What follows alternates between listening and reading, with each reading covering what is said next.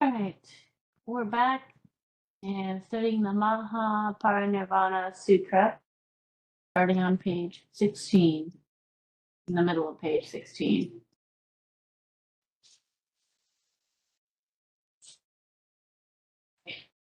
Then, hearing the Buddha World Honored One, for the sake of the people congregated there, would take Kunda's last offerings, they were glad and overjoyed and said in praise, how wonderful, it is rare, O Kunda. You now have a name. Your name is not for nothing. Kunda means understanding wonderful significations. You have now established such great signification. You build up what is true, you accord with the signification, and gain your name. That is why you are Kunda. You now, in this life, will gain great name, profit, virtue, and vows. It is rare, O Kunda, to be born as a man and attain the unsurpassed profit, which is the most difficult to achieve. It is good, O Kunda. You are the Udambara, which is said to put out flowers only on very rare occasions. It is very rare that the Buddha appears in the world. It is also hard to meet with the Buddha, gain faith, and hear sermons. It is harder still to be able to make the final offerings to him at his time, or at the time of his entering nirvana. And well attain all of this. Well done, O Kunda. You are now perfect in Dhanaparamita. This is as on the 15th of the autumnal month, when the moon is pure and full, when there is not a speck of cloud in the heavens, and all beings look up and praise. The same is the case with you, whom we look up to and praise. The Buddha now takes your last offerings and makes you perfect in Dhanaparamita. Oh, well done, O Kunda. We say that you are like the full moon, which all people look up to. Well done, O Kunda. Though a man, your mind is of the Buddha. O Kunda, you truly are like the Buddha's son, Rahula. There is no difference. Then those congregated there said Anagata, though born a man, you now stand above the sixth heaven. I and all others, therefore, praise you and pray. The holiest of men now enters nirvana. Pity us, and with speed, beseech the Buddha to stay a long time yet in life, to benefit innumerable beings, to impart to them the unsurpassed mana of Dharma that wisdom praises. If you do not beseech the Buddha, our life will not be perfect. Because of this, fall to the ground, pay homage to the best trainer. At this, Kunda was overjoyed. It was as in the case of the man whose parents have of a sudden passed away and who suddenly come back again. That is how Kunda felt. He stood up again, bowed before the Buddha, and said in Agatha, I am glad that I have gained my way. It is good. I have been born a man. I have done away with greed and anger. I am parted forever from the three unfortunate realms. I am glad that I have gained benefit and meet with the golden ball of treasure, that I now meet with the trainer, and that I do not fear, even if I gain life in the animal realm. The Buddha is an undambara, so to speak, one hard to encounter, and it is hard to gain faith. Having once encountered and practiced the way, we do away with sorrows of the hungry pretas. Also, he thoroughly crushes the asuras and others. We could sooner balance a mustard seed on the point of a needle than encounter the Buddha's appearance in the world. Buddha is not tainted by worldly ways. He is like a water lily in the water. I am thoroughly cut off from all the roots of the relative world, and have crossed the waters of birth and death. It is hard to be born as a man. Harder still is it to encounter the Buddha when he appears in the world. It is as in the case of a blind turtle, who in the midst of the ocean may chance to hit the hole in a piece of floating wood. I now offer food and pray that I will attain the unsurpassed reward, that I will destroy the bond of illusion, and that it will be strong no more. I do not seek here to gain a heavenly body. Even having gained that, one's mind is not so sweet. The Tathagata accepts this offering of mine. Nothing could ever please me more. This is like the case of a bad smelling weed which emits a sandalwood fragrance. I am that weed. The Tathagata accepts my offerings. This is like the fragrance that issues from the sandalwood. That is why I am glad. I now, in this life, am blessed with the highest reward. Chakra, Brahma, and all others come and make offerings to me. All worlds are greatly worried as they now know that the Buddha will enter nirvana. They loudly say, now there is no trainer in the world. Do not discard all beings. View them as one views one's only son. The Tathagata in the midst of the priests speak of the superb Dharma. This may well be compared to Mount Sumeru that sits unmolested amidst a great ocean. The Buddha wisdom thoroughly dispels the gloom of man. It is as when the sun rises, all the clouds disperse, and light shines all over. The Tathagata thoroughly does away with all illusions. This is like the coolness that reigns. When clouds appear in the sky, all beings love you and wail. All are floundering on the bitter waters of birth and death. Because of this, pray, O world-honored one, stay long in life and increase the faith of all beings. Cut off the suffering of birth and death. The Buddha said to Kunda, it is thus, it is thus. All is as you say. It is rare that the Buddha appears in the world. It is as in the case of the Undambara. It is again hard to meet with the Buddha and gain faith. To be present at the moment of a Buddha's entering nirvana, to offer him food and thus accomplish Dhanaparamita is difficult. O Kunda, do not be sorry now. Be glad that you now give the final offerings to the Tathagata and accomplish well Dhanaparamita. Do not ask the Buddha to remain long in life. You now should meditate on the world of all Buddhas. All is non-eternal. It is the same with all created things and their natures and characteristics. For the sake of Kunda, he said in a Gatha, in all the world, whatever is born must die. Life looks long, but by nature an end must be there.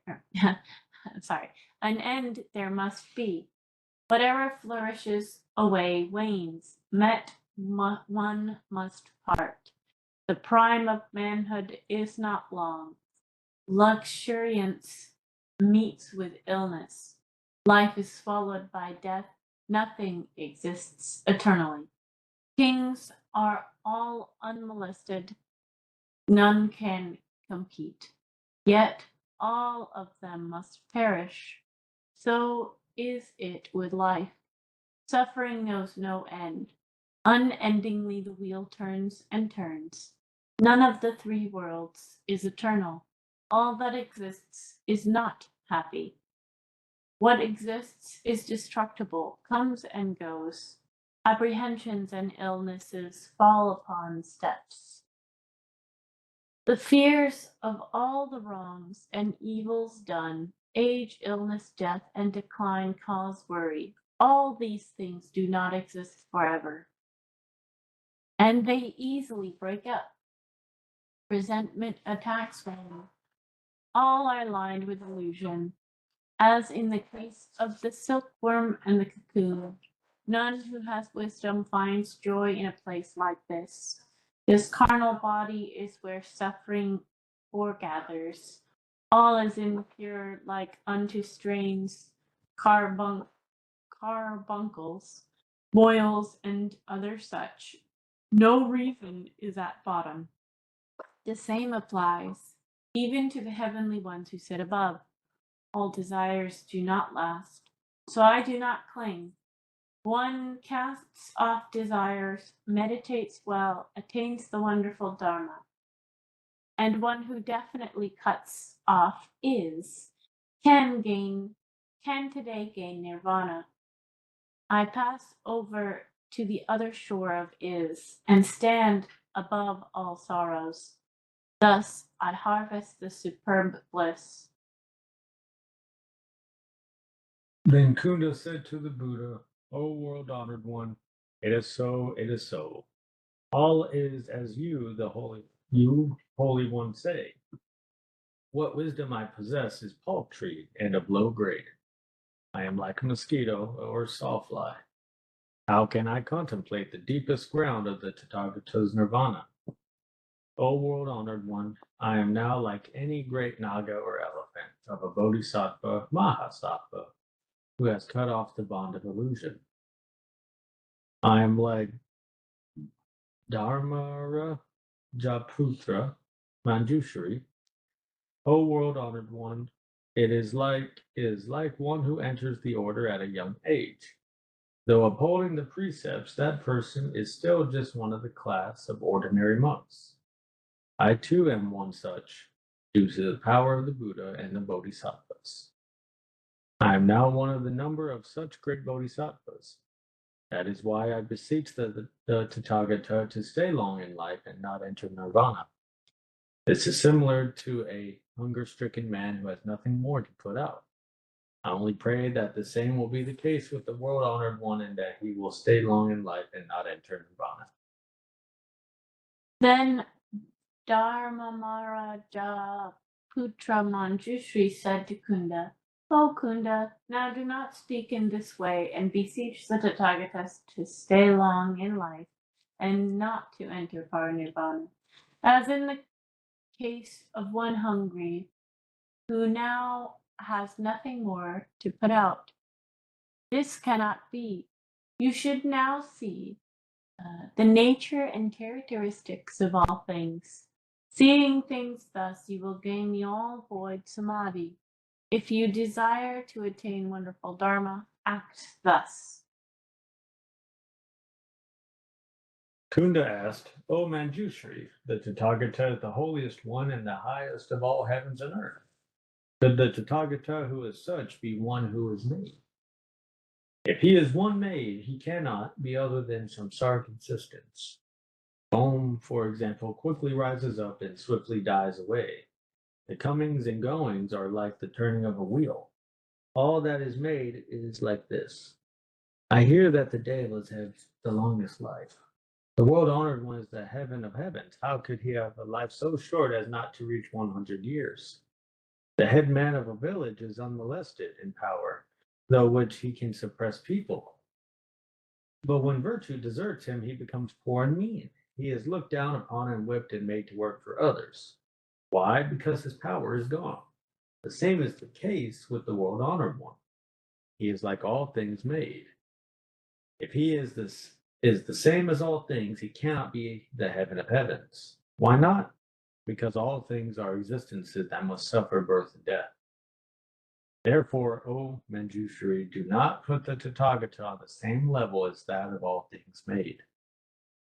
Also next, O Manjushri, do you know this and speak thus?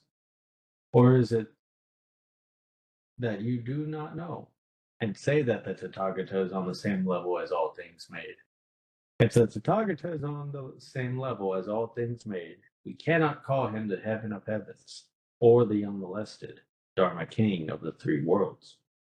For example, a king may be a man of great strength. His power is equal to that of 1,000 persons, and none can beat him. So this person is called one possessing the power of 1,000 persons.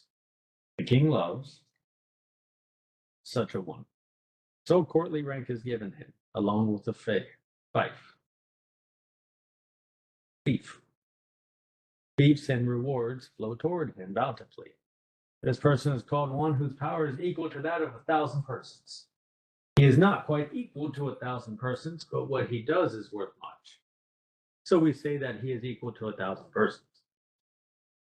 The same is the case with the Tathagata. He subdues the Mara of illusion, the Mara of the five skandhas, the Mara of heaven, and the Mara of death. That is why we call him the most honored one of the three worlds. This is as in the case of a man whose power equaled that of 1,000 persons. Thus he has accomplished in various innumerable true virtues. That is why we call him the Tathagata, the alms deserving and the all enlightened. O Manjushri, you should not presume upon, imagine, speak about what pertains to the world of the Tathagata as being equal to that which is created. For example, a very rich man begets a son, and the augur predicts that this child will not live. The parents hear this and know that the child will not be able to inherit the family estate, and they look on this child as though it were grass. Now, a short-lived person is not made much of by Saramanas, Brahmins, males, females, or people big or small. If the Tathagata is placed on the same level as that which is created, he cannot be respected by all the world, man or heaven. What the Tathagata speaks about is that which does not change and is not different. It is the true Dharma. There is none who receives. Hence, O Manjushri, do not say that the Tathagata is the same as any created thing. So this is interesting to me because I tend to agree with Manjushri. Manjushri is essentially saying, seeing things as they are will gain you samadhi. Not telling the Buddha he needs to continue living. So he's saying act correctly because Kunda, you're not acting correctly. If you ask the Buddha to continue living, that's very selfish. Yeah. That means that you don't have your own practice and you're not actually. That you can't do it yourself. Yeah. You're relying on the Buddha to get you through all this when he's just teaching you what's going on. You need to actually be doing it. Yeah. So you can see how, like, even in the time of when the Buddha was alive, people like Kunda would go on to wrongfully make this a religion. I mean, because he's saying that Buddha and the Tathagata are not equal to everybody else. They're above everybody else. Yeah. And so saying he's taking away our own individual ability to experience what the Buddha's teaching. So making the Buddha seem more than he is. He's just a man. Yeah. But a really smart guy who's teaching these really amazing topics, amazing lessons, but he's still a being. Yeah, they're deifying him. Yeah. So. And he expressly said, don't do that. We'll see what happens. Also next, so Manjushri, and it's interesting because Manjushri is like one of the foremost bodhisattvas at teaching the Dharma. Oh yeah, this is a guy who knows. He's like knows what he's talking about, but like Kunda, you should probably take a step back. But no, it's interesting because I think a lot of people probably struggle with this idea of needing something to rely on instead of self-reliance. Yeah, it at that rate, you're not being boundless anymore. You're being bounded to the Buddha. You're being bounded to this idea of what Buddhism is. You're being bound to a delusion. You're not able to be boundless. You're not in Supreme Bodhi. Well, you take away the ability to be in Supreme Bodhi because you believe that it's too far beyond you to attain. saying elevating the Tathagata and the Buddha so far that it's unattainable. Which is hard. Also, next on Manjushri, it is as in the case of a poor woman who has no house to live in and nobody to take care of her. Added to this, she is very ill and hungry. She roams about, begs for food, stays in another's house, and gives birth to a child. The owner of the house drives her away. She holds this child and decides to go abroad. On the way, she meets with a bad storm and rain. Cold presses down upon her. Mosquitoes, gadflies, bees, and poisonous insects now noisily attack her. She carries her child and means to cross the Ganges. The water moves quickly, but she holds the child and does not let go her grip on him. The mother and the child both drown. This woman, because of her compassionate deed, is born after her death in Brahma's heaven. O Manjushri, any good man who desires to guard wonderful Dharma should not say, the Tathagata is like all things, or he is not so. One should only reproach one's own self and think, I am but ignorant. I do not have the eye of wisdom. The Tathagata's wonderful Dharma cannot be at all be conceived. You can see where he's just saying, we can't possibly understand, so we're just not going to try, right? No, I don't even. Because of this, it is not fitting for us to say that the Tathagata is truly a thing definitely made or a thing which is not made. The interesting part of this too is it's kind of this, I've noticed in myself that like things that I don't want to learn, I'll just avert to. So this could be a form of aversion because if I don't believe I have the capacity, then I don't have to try. I don't have to deal with it.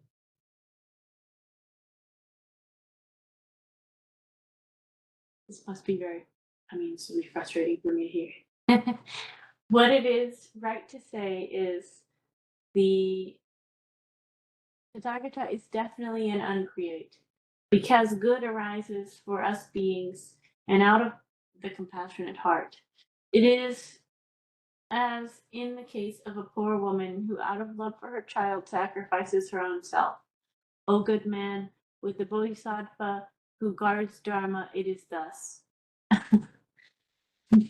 One might well sacrifice one's own self, but one cannot say that the Tathagata is equal to the created. One must say that the Tathagata is an uncreate.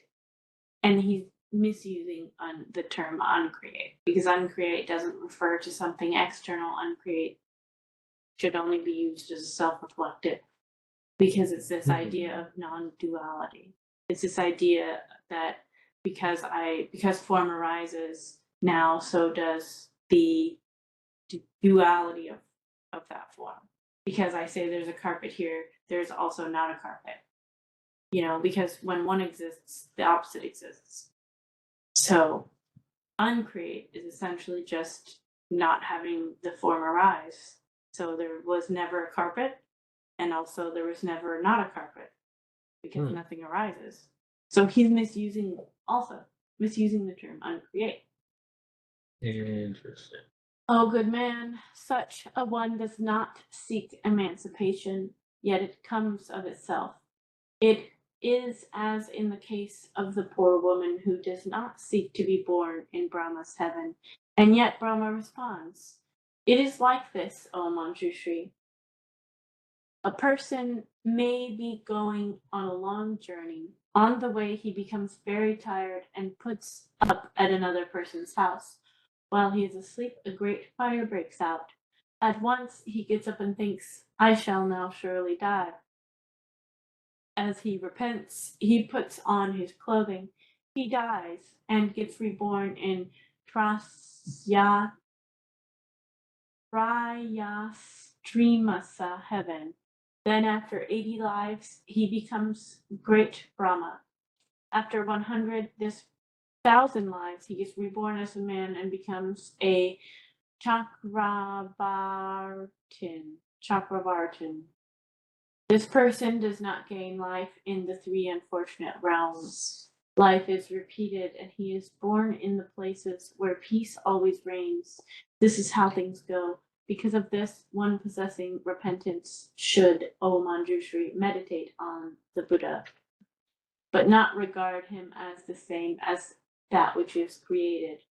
O Manjushri, the Tritas and those of bent mind say that the Tathagata is the same as the created. The bhiksu who upholds the precepts should not think that the Tathagata is a created existence. Should one say that the Tathagata is one created, this is nothing but a false statement. After death, such a person will fall into hell, as surely as one is in one's own house. O Manjushri, the Tathagata is truly an uncreate. One must not say that he is a created being. You should henceforth, in this life of birth and death, abandon ignorance and take the right wisdom. Know well that the Tathagata is an uncreate. One who meditates well on the Tathagata will be perfect in the 32 signs of perfection and will attain unsurpassed enlightenment. So it's interesting, one who meditates well on the Tathagata. We're not meditating on the Tathagata, we're not meditating on the Buddha. Well, technically, I mean, the Tathagata is an uncreate if you don't have illusion. Everything is. So it really is a dependency that we're seeing here. And that whole section was said by Kunda. Okay. And then Tamara Japutra Manjushri praised Kunda and said, well spoken, O good man. You have already done what will beget you an endless life. You well know that the Tathagata is one eternal and unchanging, and is an uncreate. You now well shield the Tathagata's created form existence. One who encounters fire covers his body with clothing because of repentance. This good mind gains him birth in Triyastrimsa heaven. He becomes Brahma and a Chakravartin, and he does not get born into the unfortunate realms, and thus will always enjoy peace. That is how things will go with you. As you well shield the created form of the Tathagata, you will in the days to come gain the 32 signs of perfection, the 80 minor marks of excellence, and the 18 characteristics peculiar solely to the Buddha.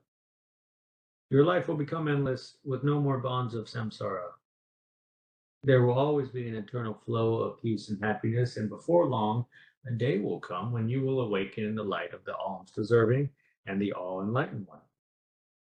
O Kunda, the Tathagata himself will speak more expansively later on, and you and I shall shield the created body of the Tathagata, set aside for the present questions of the created and the non-created. That was a very compassionate way to say, you're doing good, keep going. Let's put created versus non-created on the back burner. Someday you will see and you will experience. You're just keep it up. Good. You got it, bro. You should, as you see proper, quickly offer meals. To offer thus is the best of all offerings. Bhiksus, bhiksunis, upasakas, and upasikas may have undergone a long journey. They may be extremely tired. Give the purest things as required. Thus speedily giving is the fundamental thing, to be perfect in Dhammaparamita. O Kunda, give the final offerings to the Buddha and Sangha, more or less, full or not full, quick as the occasion requires. The Tathagata will rightly be entering Paranirvana. Kunda said, O Manjushri, why is it you so greedily care about this meal and make me give more or less, full or not full? in answer to the requirement of the occasion. O Manjushri, the Tathagata in the past practiced penance for 6 years and supported himself. Why could he not now, when it is just a matter of a moment? O Manjushri, do you say that the Tathagata, the right enlightened one, truly means to accept this meal?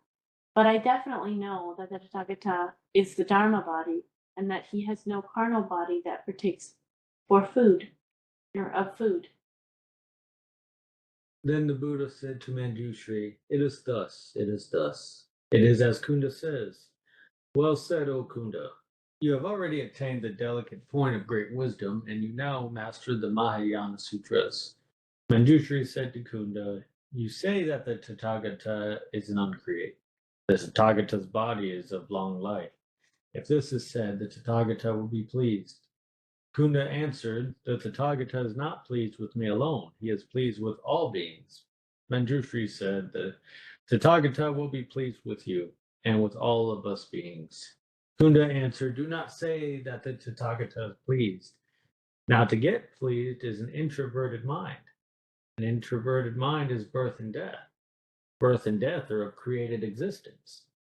So, O Manjushri, do not say that the Tathagata is a created existence. If you say that the Tathagata is a created existence, I and you commit an inversion. O Manjushri, the Tathagata has no thought of love. Now, love is like the case of a milking cow, which, loving her own child, feels hunger and thirst, goes and seeks water, grass, and whether satisfied or not, suddenly turns back. The all Buddha world honored one does not have such a mind. He sees all as equally as he sees Rahula. To think thus is what applies in the world of wisdom of the all enlightened one. O Manjushri, for example, a carriage drawn by a donkey cannot stand comparison with one drawn by the 4 trained horses of a king. The case with me and you is also like this. It is impossible to fathom the minute and hidden depths of what is with the Tathagata, even if we try. O Manjushri, the Garuda flies innumerable yojanas in the sky.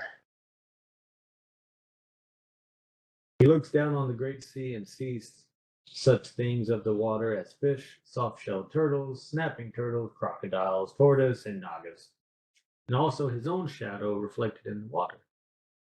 He sees all these just as one sees all visible forms in a mirror. The petty wisdom of the common mortal cannot well weigh what comes to his eye. The same is the case with me and you, too. We cannot weigh the Tathagata's wisdom. Manjushri said to Kunda, "It is thus, it is thus. It is as you say. It is not that I do not see this. I only meant to test you regarding what belongs to the world of a bodhisattva." So the interesting part about this is Kunda seems to grasp the idea of non-duality. Right? If you say that the Tathagata is a created existence, I and you committed inversion. And he says, an inverted mind is birth and death. Birth and death are of created existence. So that's not a problem. The problem is Kunda is not applying it to all things. He's only saying that it applies to the Tathagata. He's only saying that it applies to the Buddha. So it's bound to this idea that Kunda himself can't be boundless. He can't apply this to all things. He can only apply it to the Buddha in a way that is like worshiping, putting the Buddha above everything else. And in doing so, ironically, that still creates a created existence of the Tathagata by putting him on that elevated level. So it's interesting to see his struggle with this and the conceit of Kunda. And you can see the difference between Kunda and the other bodhisattvas that we've seen and heard from in the other sutras, where bodhisattvas tend to be humble and not essentially like Kunda is talking like he's teaching Manjushri instead of being humble and listening to the last sutra discourse of the Buddha. He's taking this as an opportunity to teach Manjushri, which Manjushri is doing its best to say, this is not the time for that. You know, let's save that conversation for later. So it's interesting to hear, and you know, if anyone you know, I know that sometimes when I read the sutras, I can relate to the people who are struggling in the sutras. And honestly, that's a good place to be, because over the course of the sutra, typically we work out how to transform those struggles and experience the practice more wholly. So if anybody listening can relate to Kunda, that's not a bad thing. Just keep in mind that, you know, we're here to listen to what the Buddha is saying. We're not here to practice what Kunda is saying. So then the world honored one shot forth from his mouth a light of various colors. The light shone brightly on Manjushri's body. Shone upon by this light, Manjushri fathomed this out. He then said to Kunda, the Tathagata now shows this wonderful scene. He will enter nirvana before long.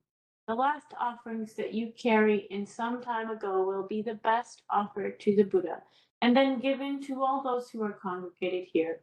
O Kunda, know that it is not without reason that the Tathagata lets shine the light of various colors. On hearing this, Kunda was silent and sad. The Buddha said to Kunda, it is now time for you to give offerings to the Buddha and congregation. The Tathagata will rightly enter parinirvana. He then said this a second and third time. Then, at the words of the Buddha, Kunda cried and wailed sorrowfully, sobbed and said, woe is the day, the world is empty. Also, he said to the great assembly, let us all cast down our whole body to the ground and beseech the Buddha not to enter parinirvana. Then the Buddha said to Kunda, do not cry and unsettle your mind. Think that this body is like a plantain, a mirage in a hot season, watery foam, a phantom, a transformed body, the castle of a Gandharva, an unfired brick, lightning, a pitcher drawn on water, a prisoner facing death, ripe fruit, a piece of meat, the warp on a loom, which is about to end, and the ups and downs of a mortar. You should think that all created things are like poisonous food, and that anything made is possessed of all worries. At this, Kunda said to the Buddha, the Tathagata does not wish to stay long in life. How can we not weep? Woe is the world, woe is the world. The world is empty. I only pray that you, Tathagata, will pity us, all us beings. Please stay long and do not enter nirvana. The Buddha said to Kunda, do not say such as love us and stay long in life. As I pity you and all beings, I today enter nirvana. Why? This is what is true of all Buddhas. This is so with what is created. That is why all Buddhas say in Agatha, the law of what is created is by nature non-eternal. Life ended, we leave the world. Extinction is bliss.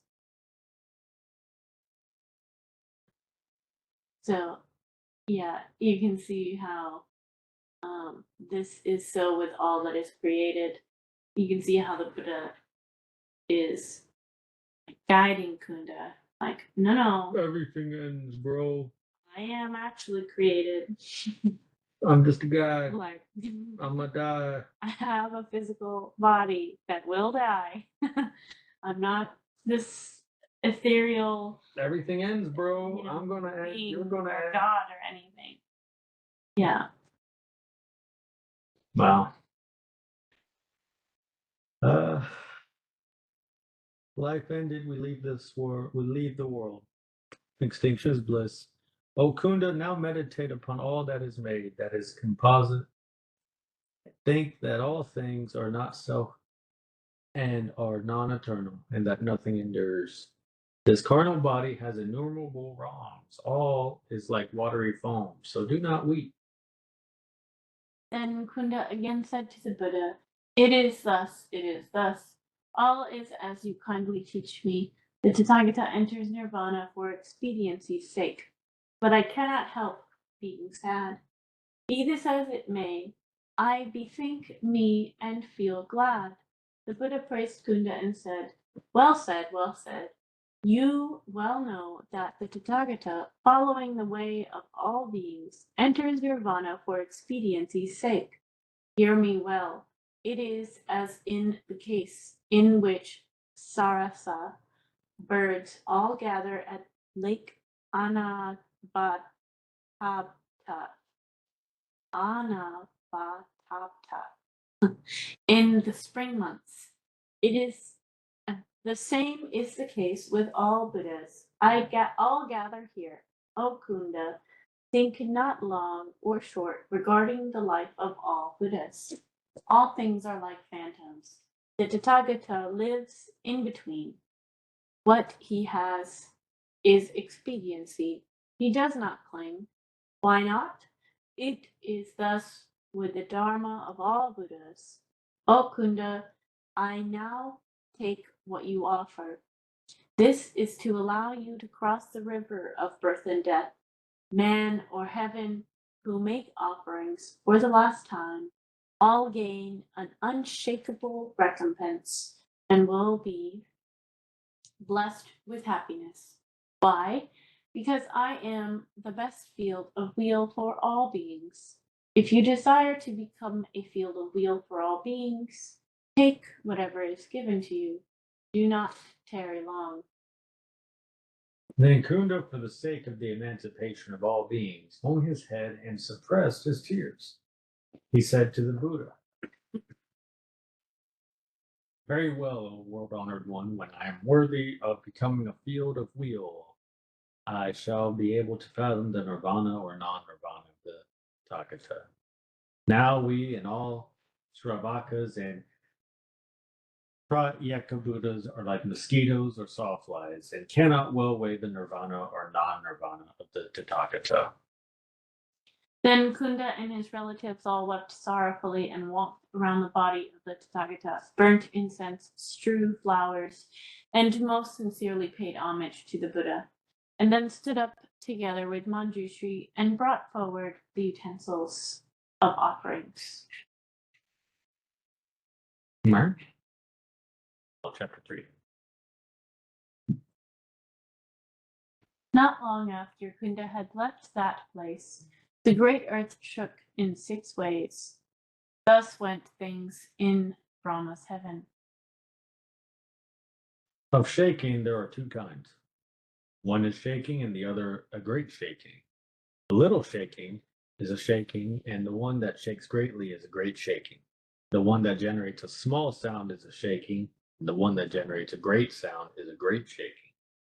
The shaking where only the earth shakes is a shaking, and that where the mountains, forests, rivers, seas, and everything else shakes is a great shaking. That which shakes in one direction is a shaking, that which shakes round and round is a great shaking.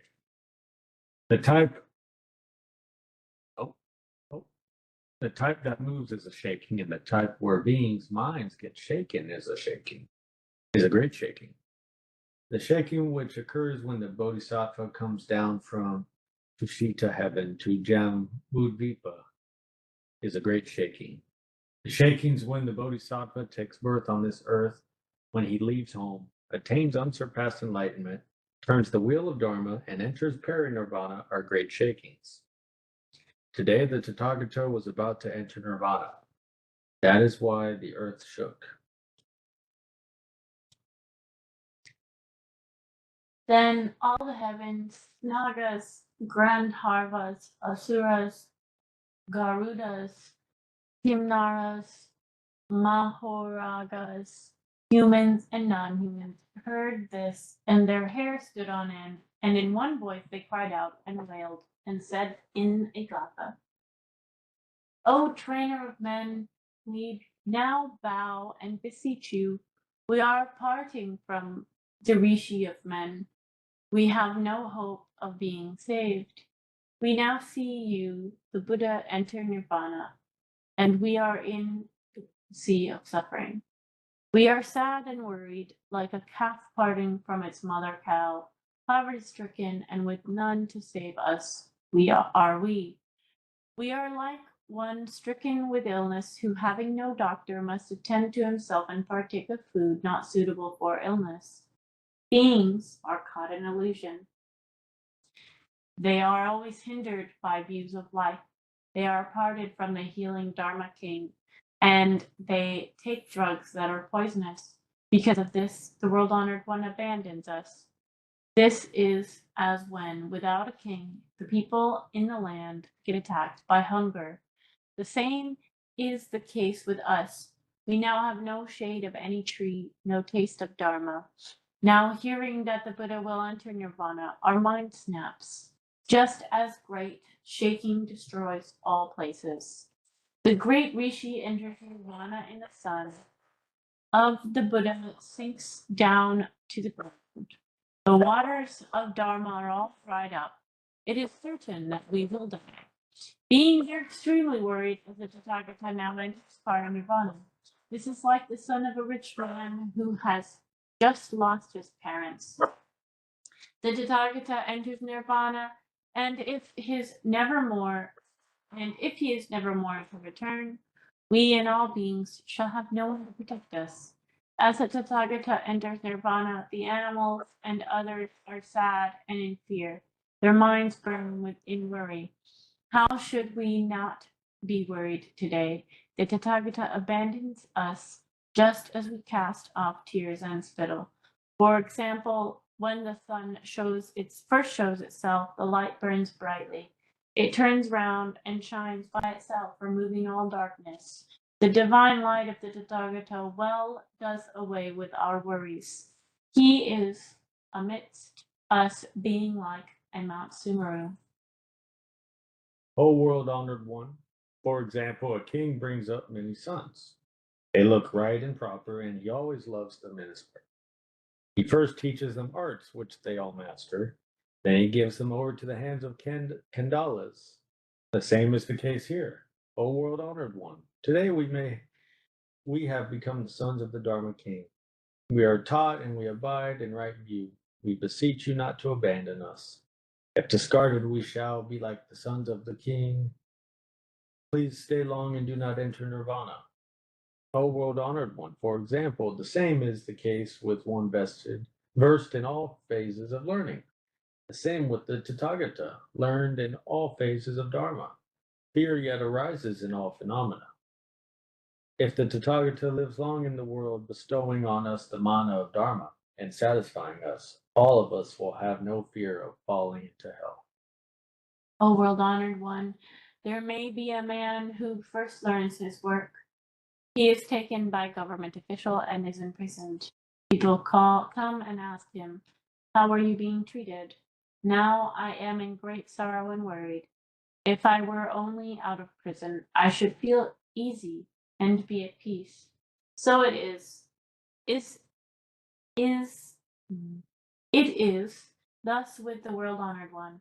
For our sake, you underwent penance, and yet we are not out of birth and death and worry. How could the Tathagata attain peace?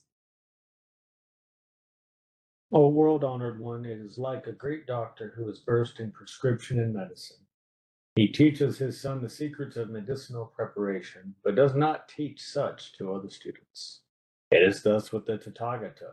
You impart all these secrets to Manjushri alone and exclude us without looking back. Please, O Tathagata, do not be stingy. Do not exclude us from the secrets of Dharma.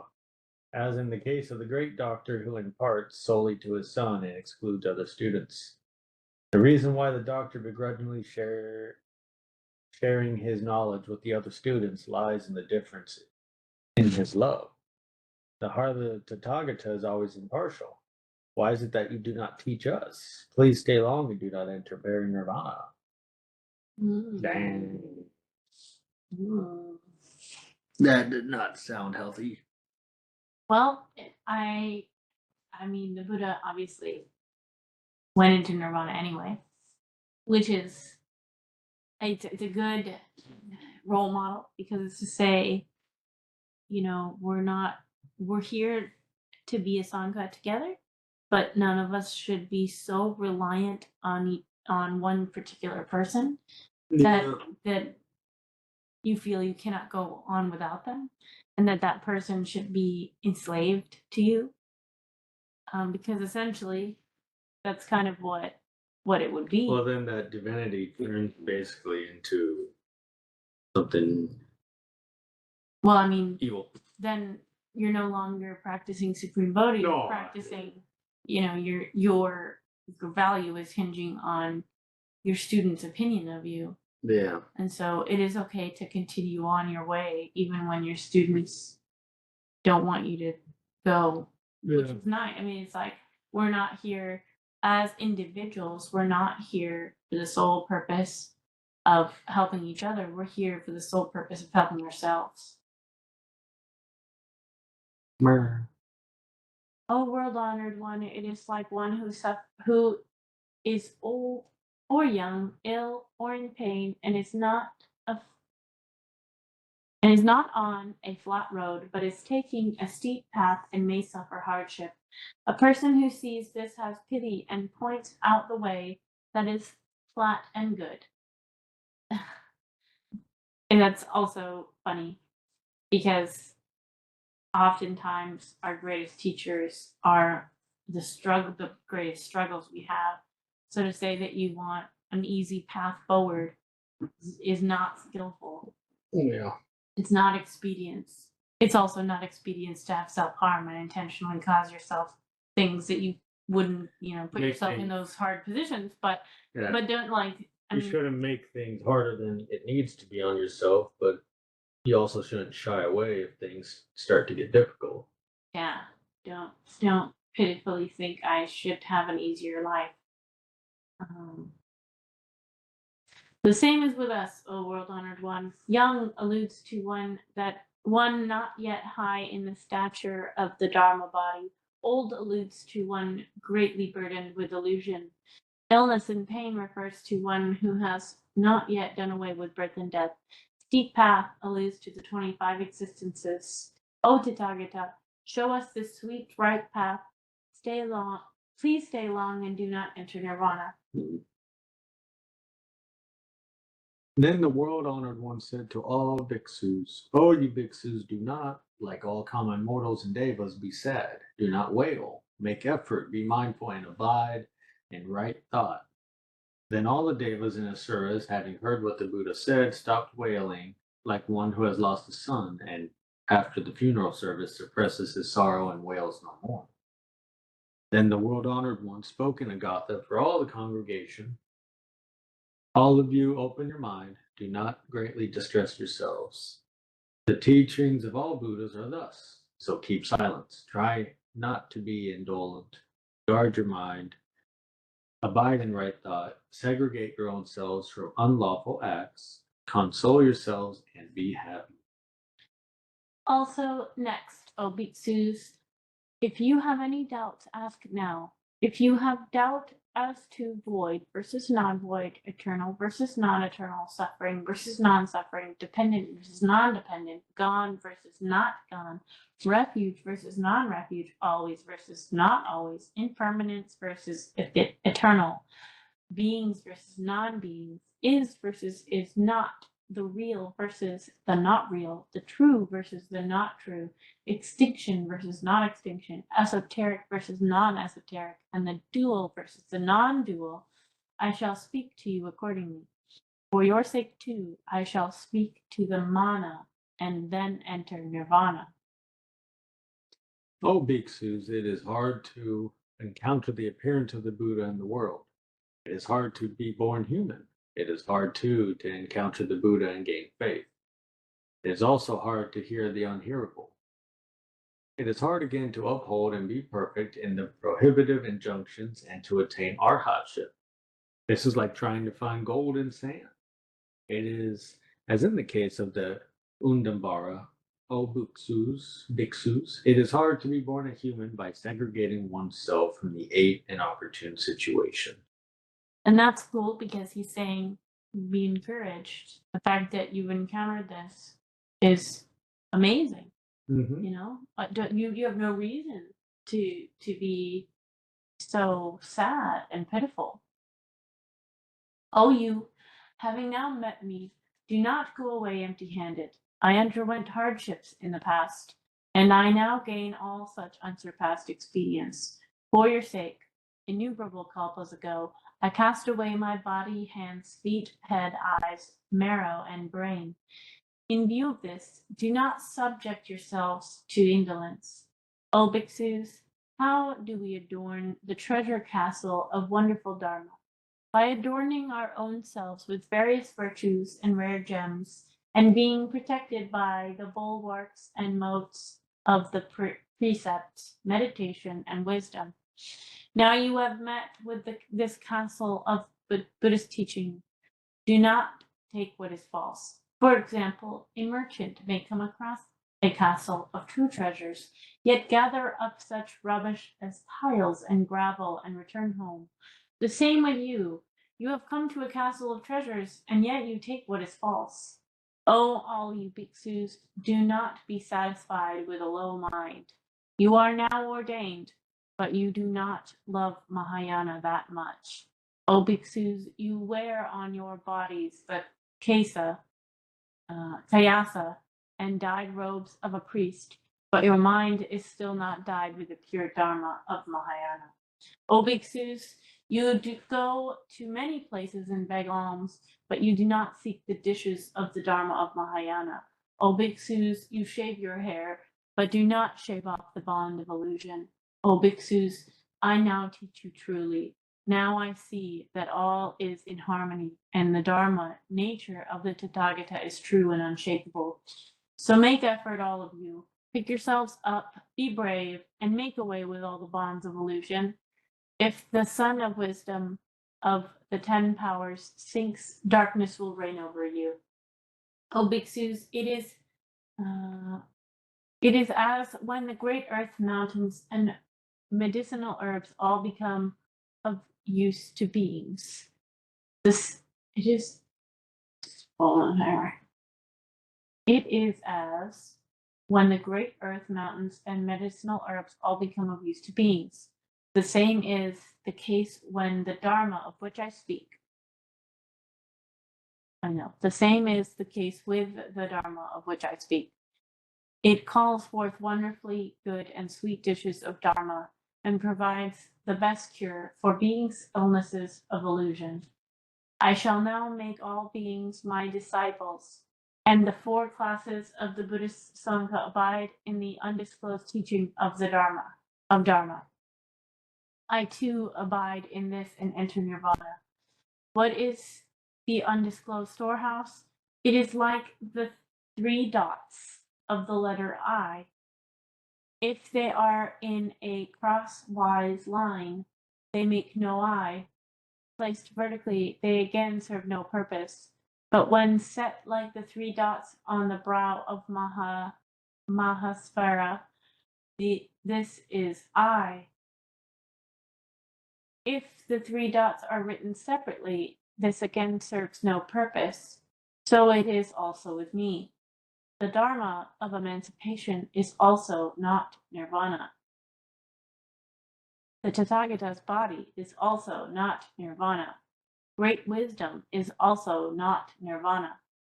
The 3 things may exist separately, but this does not constitute nirvana.